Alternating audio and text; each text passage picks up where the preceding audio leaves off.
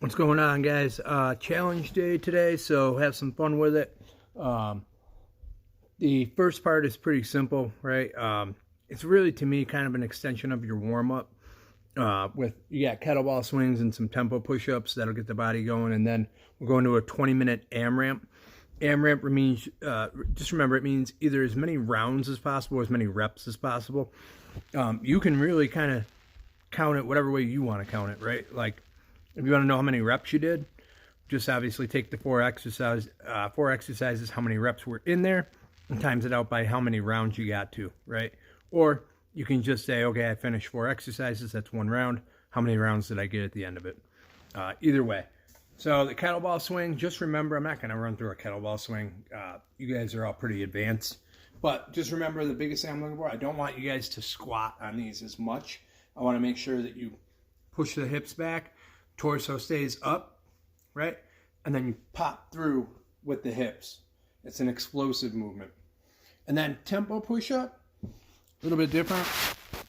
We have a 7-to-1 tempo, meaning on the way down, you're going to take 7 seconds. On the way up, you're going to take 1 second. It's going to go fast. So 1, 2, 3, 4, 5, 6, 7, up.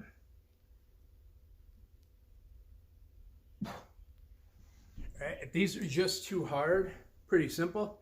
Go to your knees. Make sure the knees are behind the waist. Right? Hold on. Back here. And then push your head out in front of your hands. And go that route. Either way is fine. Then you're going to go into that 20-minute AMRAP. The dumbbell deadlift. I think we're good on that one too because we've just done it so many times. But again, the focus point beam, the hip hinge back.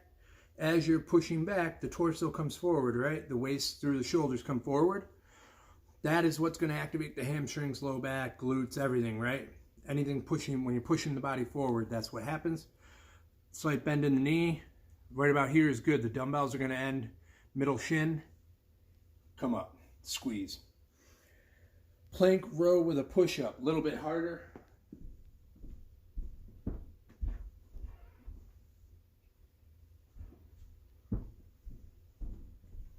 All right, so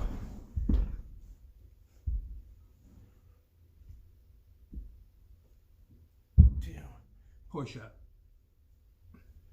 All right. I'll have to look at the reps on there, but every time you do a push up, that is 1 rep. All right. I think the way we're doing these is 5 reps each arm, so you'll end up doing 10 push-ups per round. All right. This is going to get tough because then the next round you're adding 1 rep to each arm, right? So you're going to end up doing 12 push-ups. Then you're going to end up doing 14 push-ups, plus you're rowing. It's going to get a little bit tough. Dumbbell V-up. So all we're doing is adding a dumbbell to a V-up. Right, so right here.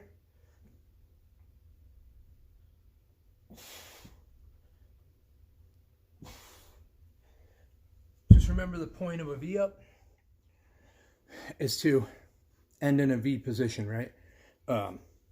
In order for that to happen, the upper body has to come up off of the ground. A lot of people leave their upper body on the ground.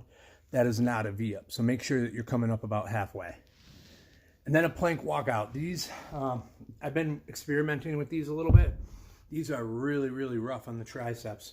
And I mean that in a good way. They beat them up in a really good way.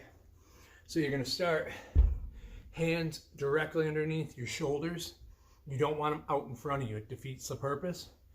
And you're going to walk out. 1, 2, let me back up. Here, 1, 2, 3, 4. 1, 2, 3, 4. All right. 1, 2, 3, 4. Come back. The way it works is you go out and come back, and that's 1 rep. All right. Again, these are going to get a little bit tiring as well. Stretches the abs a little bit, forces the shoulders to do some work, forces the triceps to do some work, a little bit of chest work.